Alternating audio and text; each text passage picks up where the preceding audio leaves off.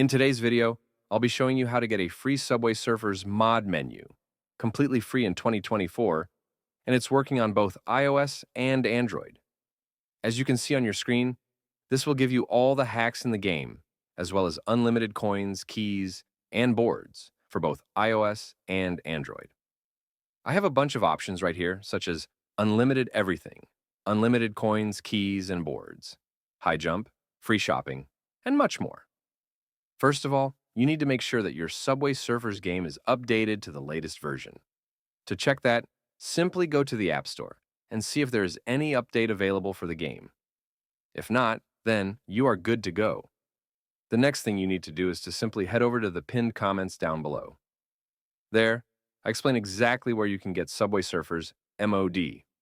So, just head over to the pinned comments, leave a like if this method worked for you at the end, and that's it. See you all in the next video. Bye-bye.